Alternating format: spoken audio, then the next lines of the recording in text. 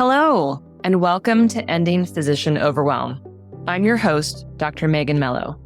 I'm a family and obesity medicine physician, as well as a certified life coach for physicians. In this podcast, we talk about how the learned habits of people-pleasing, perfectionism, and a lack of boundaries show up in our lives and how they contribute to burnout, exhaustion, and overwhelm. The healthcare system is broken, my friends, but let's not wait for it to be fixed in order to feel better.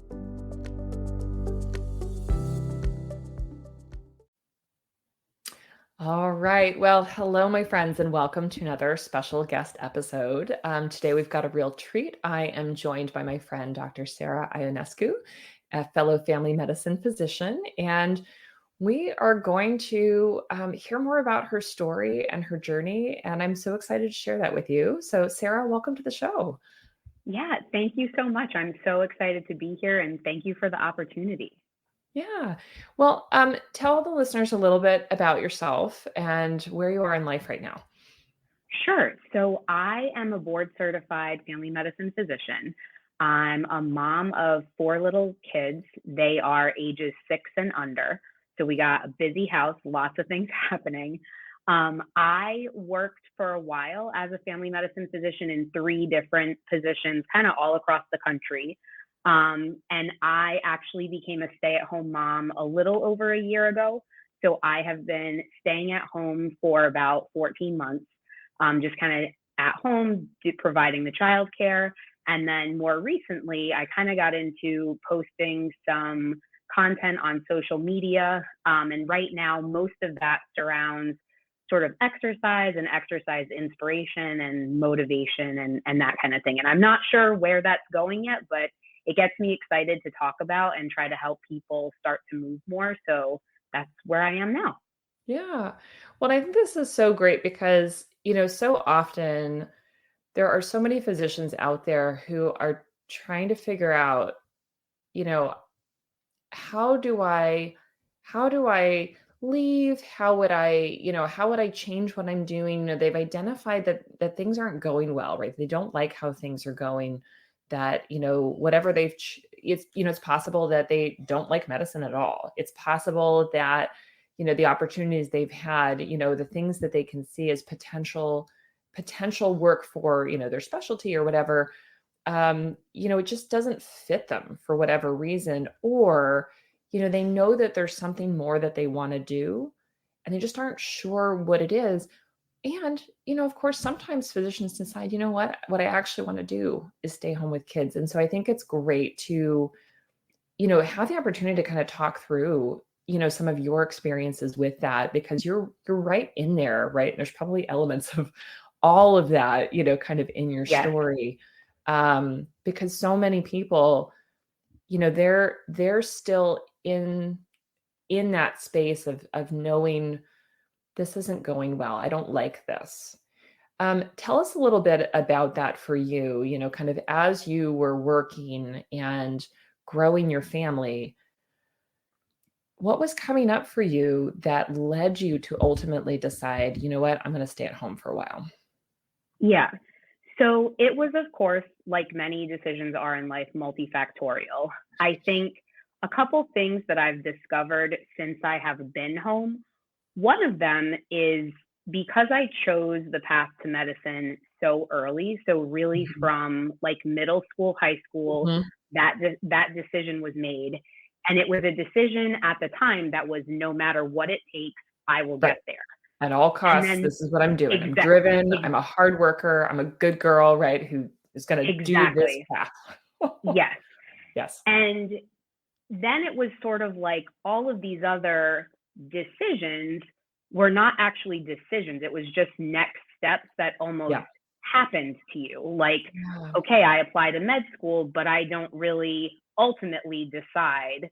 I try to match into residency, but ultimately it's not only my decision. And then, I think there were so many years in there where I wasn't practicing actually thinking about what I want and also how to make decisions. I just kind of fell out of that. And so, a few years out of residency, I found myself in a place where I felt like I was pouring my heart out everywhere. I was pouring it out to my patients. I was pouring it out at home. taking care of my kids and the house and all of those things. And ultimately, I just sort of lost touch with how to take care of myself. And Absolutely. it's taken me months to really get there. There was a lot of times where I thought that it was more external. It's job related, it's Right. administration related, but ultimately it was really that I was not taking care of myself in the way that I needed to. So that had gone on for a long time when I was still working. And I really got to a place where, I had a lot of stress and anxiety waking up to go to work because Mhm. I wasn't really happy there. And then I was thinking, well, I'm away from my kids and I'm not even doing something that's bringing me the level of joy that it once did. And Mm. so it started to become clear that some decisions needed to be made. And ultimately, I was kind of, the job that I was at the time when I was pregnant with my fourth child, we just could not come to terms with my maternity leave. Mhm. And it ultimately, that was where it was like, okay, there's all these other factors that are pointing towards I need to take a break and stay at home. And then we had some childcare stuff going on.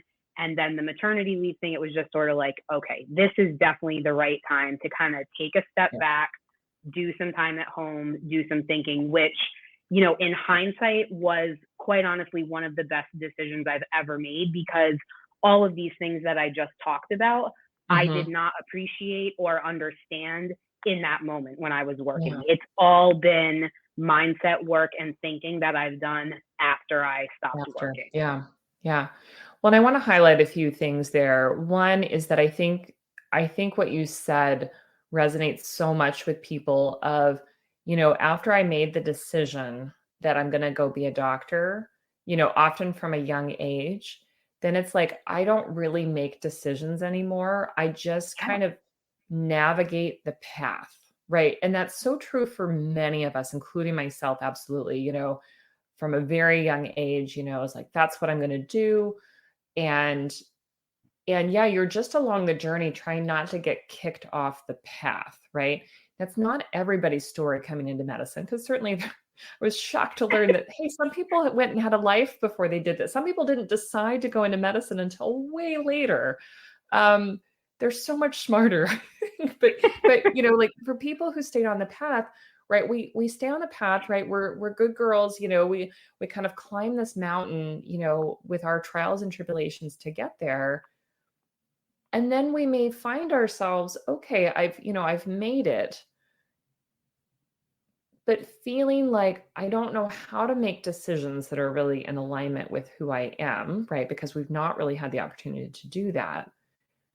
And I don't know if this is your experience, incredibly uncomfortable with permission to make decisions for myself at all, Yes. right? Like, I don't know how to make decisions because everything has been prescribed for me, and I'm looking around to find out who's gonna slap my wrist if I make a Yeah, decision, right? absolutely. Yeah, Yeah. absolutely.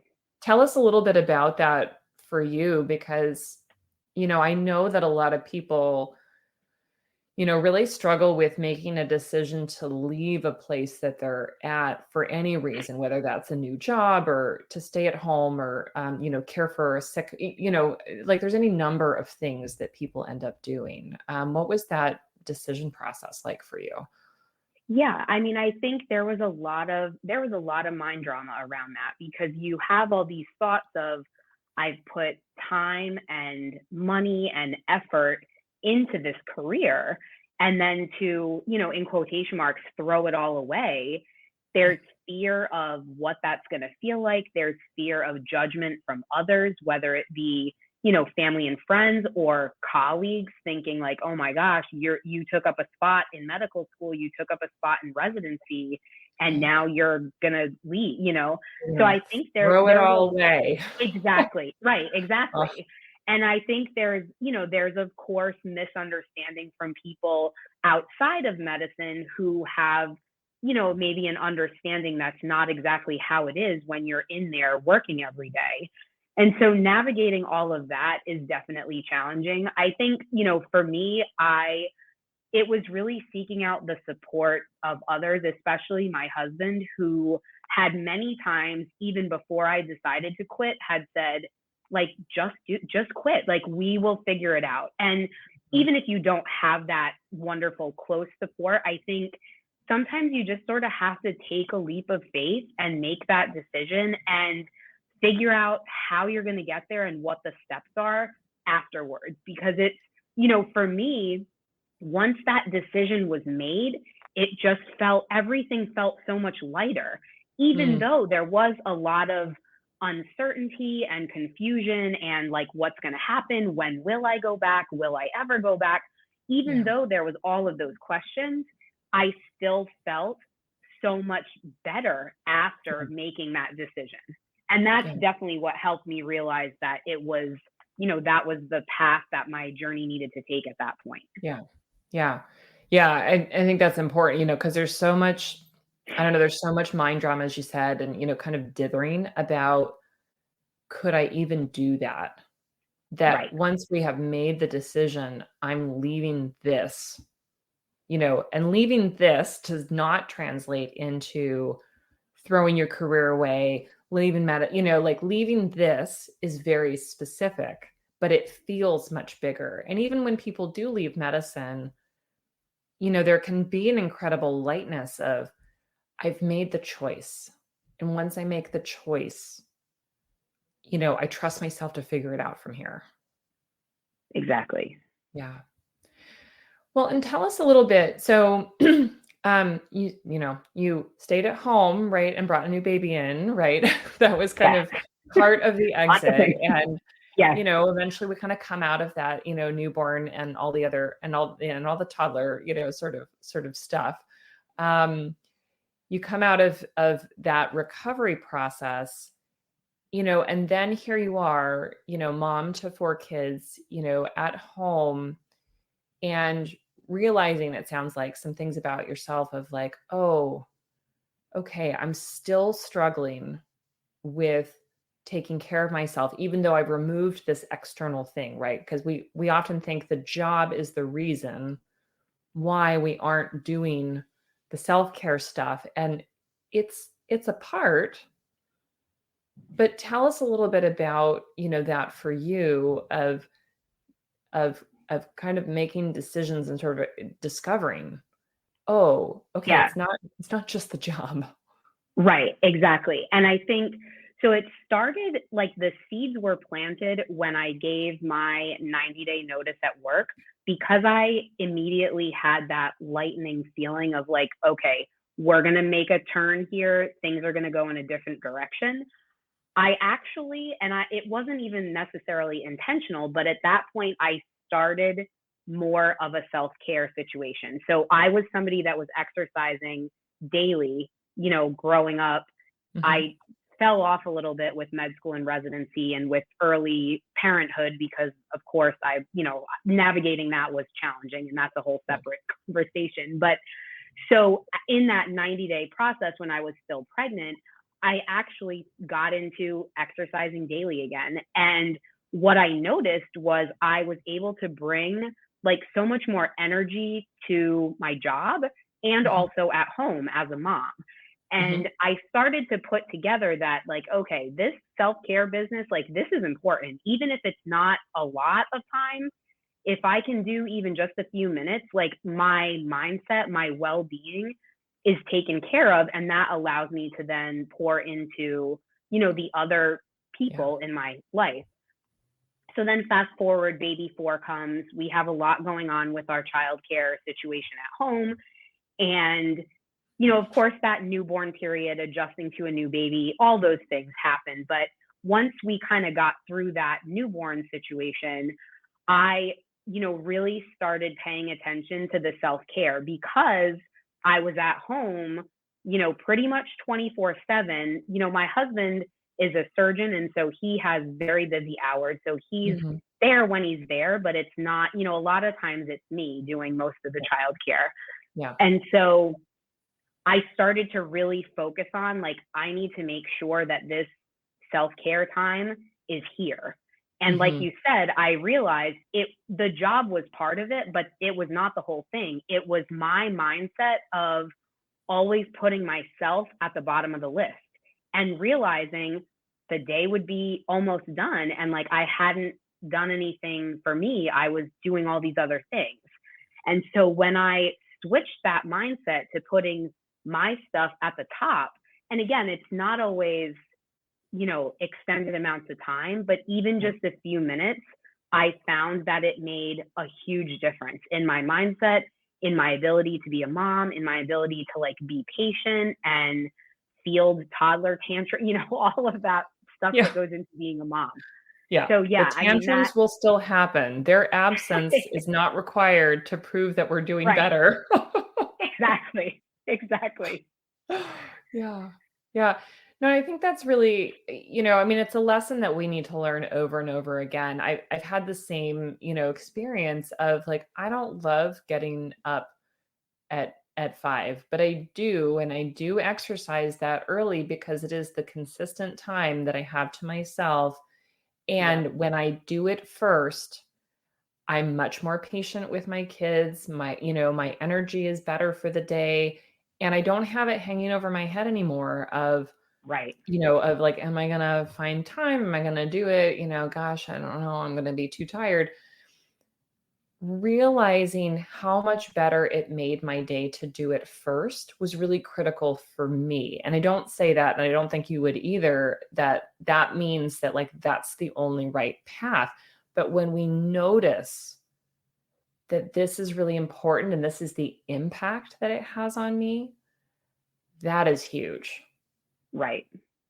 And I think that really for me, like it involved a lot of experiments because I Yeah. would pay attention, like on a day that I woke up at 5, I would reflect on the day at the end of the day when I got Mm, my exercise and my reading time and whatever my self care is that day, when I did it before versus, like you said, where you're thinking about it through the day. So for me, similar to you, it works for me to do it before. And for other people, you may do experiments and it works better to yeah. do it a different time. But I think having this self awareness to pay attention to Mhm. it and try different experiments. And then the other thing for me that was huge was just reframing and redefining some of these self care things. So Mhm. you always have to remember what phase of life you're in. Like you Yeah. can't compare yourself to anyone else except yourself, right? The you of yesterday.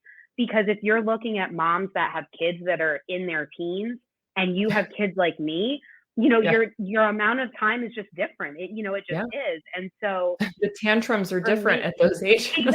right, exactly. And like they can get dressed by themselves, like there's these other things that you have to Yeah. help littler kids with. And so I think just reframing, it may not be that you have 30 minutes. And that doesn't Mhm. mean you have to just throw it all away. It can Right. be, I'm gonna do this for a minute or 2 minutes, and that's what I'm gonna show up for today. And Yeah. you just give yourself grace, like that's my phase of life, that's what I'm gonna do. Yeah. And then you adjust as things progress in your life. Yeah. When it's funny, that's kind of like the lived experiment of what all, kind of habit science has taught us, right? Atomic Yeah. Habits and Tiny Habits and all these great books, is they're all about, 1% improvement, makes a difference, commit to little things, um, connect it to things that make a difference in your life. So you were Right. saying you reflect on it at the end of the day, you're aware of the positive impact that even a little tiny bit of exercise or reading or whatever, has on the rest of your day. And when we're aware of that impact, without being judgy and harsh on ourselves, as Hmm. we can very easily do, right? Right. It that that creates the habit, right? That builds the habit that we so want. Exactly. Yeah. And we were talking a little bit about, kind of what we might talk about with patients before we got on and started recording too, because as family medicine physicians, right? Like we're always trying to, offer those things to our patients of, hey, if you're not moving at all right now, could you do a little bit? Could you walk, half a block? Could you lift some heavy thing, like, could you do a little bit? Um, as opposed to thinking like, oh, this person obviously needs to buy a Peloton and, Right. Right. but tell us a little bit about that as well, because you were saying that like you would offer that all the time to your patients, and yet it Exactly. was still kind of Yes. hard for you to practice. Yeah. So I think, again, like after I had made my decision to exit where I was actually in a room with the patient talking about movement. And I had done this for years, right? So I had come up with this, there's the guideline that says you should be working out for 30 minutes 5 days a week or 40 minutes 4 days a week. And I had so many patients that had heard that from other physicians and they just said, Doc, I can't do that. I don't move at all. I can't figure out the timing. Like that goal is just, they're not connected to Too it. And big. It's too so, much. yeah, exactly. And so I would always say, okay, like, can we start from 1 minute a day? Can you find 1 minute a day to move? And it doesn't have to be, I'm changing my clothes, I'm getting sneakers on, like, just get up barefoot, walk around your house for a minute. And inevitably, once you're up and doing a minute, it almost feels like, okay, well, I guess I could do another minute. Maybe tomorrow I'll do it 2 or 3 times a day. But Yeah. so that's where I would always, meet patients where they are and help them progress. And so, a few months before I was going to be done working, I was saying this out loud to the patient. And I don't know, I had this moment in my head where I was like, why am I not doing this myself? Because Yeah. I had at this point, like stretches of months where I just was not exercising, was not taking care of myself. Because again, I was in that mindset of, I don't have 30 minutes, it's not worth it. Yeah. And I said, okay, like starting today, we are going to do this. Like, I'm going to be my own patient. I'm going to start listening to myself. And it just started to snowball because, again, I had that same experience that I told patients they might have where I was doing it for a minute. Everybody seemed under control. I kept going. Yeah. And, that turned into starting to incorporate the kids. So, I mean, even just this morning, I was doing my workout. They were all awake. They're behind me, pretending to Yeah. be on the treadmill. They're part of it. If they're Yeah. awake, they are part of Yeah. it. And, Yeah. that I think that sometimes we forget, like we have so much to give to patients. We can actually give it to ourselves too. Yeah. Yeah. Yeah. And I love that. My kids used to sometimes do that too, and Yeah. they sort of lift the weights and, Yeah. kind of do things. And we forget too that part of it that, we're so inclined, right, to work for other people and, and always put other people first. When we are actually doing the exercise ourselves or setting boundaries, like we could apply this to so many places, right? When we are setting an example and showing that we're working on this too, the ripple effect is also huge, right? Because now your kids are seeing, Right. oh, hey, mom exercises. Mom sometimes isn't free to play or get me snacks or like, whatever, because mom's on the treadmill. And for a little while, they'll play along and, and be all cute, and then they might not. And, sometimes they're going to be upset about it because they want you to read a book or, or play with them. But Sure. it's actually incredibly helpful for them to see you choosing to take time for yourself, Right. right? Because don't we want them to grow up seeing that, hey, mom just isn't, a servant to my needs and I don't have to do anything. We actually want them to grow up thinking, mom and dad are both, complete humans, and they take care of themselves and they participate in the family, and do all these things. It's the same sort of thing that shows up again over and over of when we are choosing to take care of ourselves, we end up having an incredible ripple effect. Yeah, absolutely. Yeah. I love that. And, I think that example is such a good one too, where, kind of that all or nothing, black or white thinking of like, either I need to be training for, a 5K or a half marathon Right. or whatever, Right. or I do nothing. Right. And Exactly. thinking there's no in between. And, it's the same thing with any goal that is meaningful to us. We think, I want to be someone, I'm just going to throw this into physician world, like I want to be someone who closes my charts. I want to be someone who, leaves work at a reasonable hour, who, doesn't spend a lot of extra time, kind of on messages or charting after the kids go to bed. And we get into this belief, right, that it should be immediate once I've made that decision, rather than, no, this is something I need to practice and I'm gonna stumble on, right? Like if we're moving 1 minute a day from doing no activity, that 1 minute a day isn't gonna look great for a while, right? Right.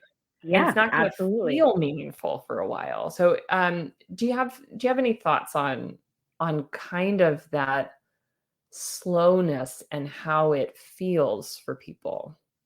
Yeah, I mean, so many thoughts. I think consistency is so key because, I actually do have a Peloton, and that's I love Peloton, but so Robin Arzon is one of my favorite instructors, and she always says little by little amounts to a lot. And that's, it's all about what consistency is, right? Like, yes, a minute, if you think about it in the scheme of that day, of that week, it doesn't feel like a lot. But if you're doing it every single day, no matter what, it adds up. It will start to add up, and you will start to see other things happening that maybe were not even in your consciousness or intentional, but because you create this healthy habit, inevitably other things start to happen. Yeah. And I think the other thing there that we really do not do enough of as physicians is paying attention and noting wins. Like, they don't have to be Yeah. huge, right? So you're like, Yep. okay, I moved for a minute for 7 days, go me. Like, that was Yeah. 7 days in a row. And Yeah. it But it's doesn't not have good to be enough right. to Right. So I qualify, think, quote unquote. yes, and that was absolutely me. That was another barrier for me where it was like, linking it to the physician world, like the charts. Well, I didn't get every single note done before every patient, so Yeah. I'm the worst. Like, that was a fail today. Right. But what if you did? Like, did you get 2 done? Okay, write that down. 2 notes done before I saw the next patient. Same Yeah. thing, like, okay, I exercised this many days. And I found when once I got home, I started writing these things down, no matter how small they felt in the moment. And then you have a recording there. So on a day where I was having those thoughts of, I'm the worst, I'm failing at this, I would go back and look at this list. And it was like, oh my goodness, look at all these things that I've done. And so that's just another way, I think, to help power you through some of those days where those other more negative thoughts are kind of creeping in, if that makes Yeah. sense. It's so funny, you were saying earlier about how you journal and reflect on, kind of the experience of the day. And I heard you say that, and I didn't even connect that, oh, I actually do that too, because I Yeah, do. yeah, I write down, what are my wins from the day? I write down, did I go on my walk? Did I do, a strength workout? Did I do something else? And I was like, oh, journaling's such a good idea. I just yeah. completely And I forgot do it. that I actually do it. Oh yeah. Okay. Yeah, But you're right, because when we are noticing, and it could be recording in a journal, it could be, making a little note on your phone. Um, Even just the noticing has some power, even just the saying, yay me, like, I did it, I did what I said I was going to do. I said I was going to work out for, 2 minutes, 5 days out of the week. And I did that. Great. Now I know, right, that I can keep building on that, and I can keep making it more and more. And all of those little steps matter. But I've also noticed and celebrated the win of just, doing that, starting really small yeah, and simple. We're so disinclined towards that, right? Because we need 100%. We feel like we gotta hit it all, right? So if we closed, I don't know, let's say we closed 5 charts out of 20, right? hmm, And we usually close none, right? right, That's a huge improvement. But we could just look at that gap, right? And be like, well, that's 75% of the charts that didn't get done. And it's like, well, yeah, but you started at 0, now you're at 25%. Great. exactly. Yeah, Yeah. Yeah. I love it. I feel like we're hitting like all all the books, right? We've got Atomic Habits, we've got Yes. Tiny Habits, now All we've got in one, That versus the Gain. all in one podcast episode. Yeah, yeah. There's your free reading for the day. Well, and so tell us a little bit. So I always ask people, if somebody is out there and, maybe they're working in a job and it doesn't feel like what they want to be doing. And they're really just feeling like, the stars are starting to align and say that like this thing is not right for me. Or maybe they've left and they don't know what their next step is. Like, what do you want them to know? What do you wish that you had received, kind of in those spaces? Yeah, I mean, I think really just that it can get better. I think, when I was in that zone, I had no one. I mean, I had my husband, of course, but I just didn't have any like role models or mentors that were Mhm, navigating the same situation. It just seemed like everybody was figuring it out except for me. And mhm. I think Everybody's once saying, you, "Fine, yeah, except for me." Yep. yeah, exactly. And so I think once you realize that you're not the only one and you find, people or resources that can help support you, it can get better. And I Yeah. think knowing that when you make these big, huge, scary decisions, just trusting in yourself and trusting the process, but being committed to the process. And Yeah. I think just understanding and being patient and knowing it will get better. You just have to trust yourself and trust your journey. Yeah. Yeah, I was just telling a client earlier of like, you have survived every single challenge that has come to you in your life because we have, and we forget Yes. that. We Yep. think, "Oh, if I leave, then it's a failure. Like, what will I do?" And it's like, you're gonna figure it out just like you figured out every single thing to this Right. part of your Yeah. life. And even if your journey is not leaving, I think, Yeah. that mindset work can Mhm. absolutely turn things around. If it is the right thing for you, you just have to maybe make some shifts and reframe. Yeah. That's huge. And I think being open to that, being open to kind of adjusting from all the things that have been ingrained in us as physicians in terms of not being able to fail and seeing things as failures as opposed to lessons along the way that are just part of your journey and making you who you are. Yeah. Yeah, absolutely.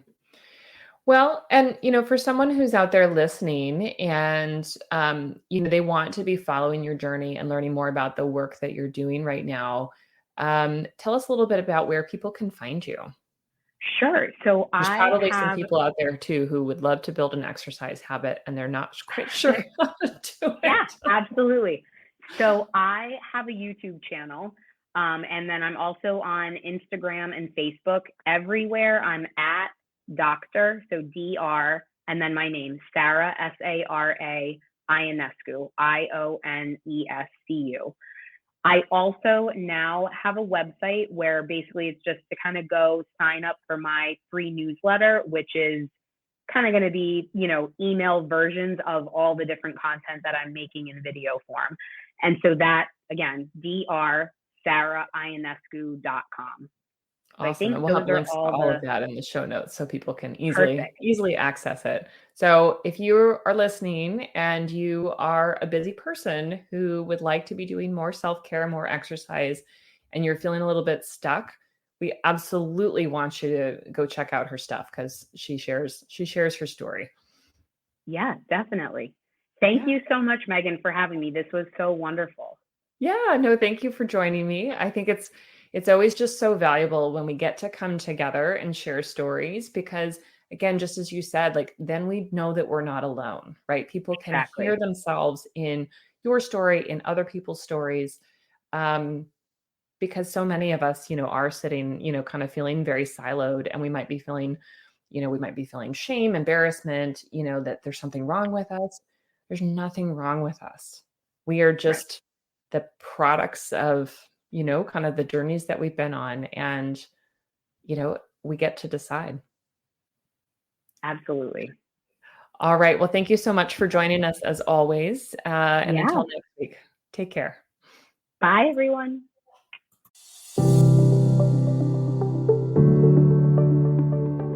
Well, that's our show for today. Thank you as always for listening. To learn more about my coaching programs, head to www.healthierforgood.com. And if you love this podcast, please drop us a review on iTunes or support the show by clicking the link in the show notes. Until next time, take care.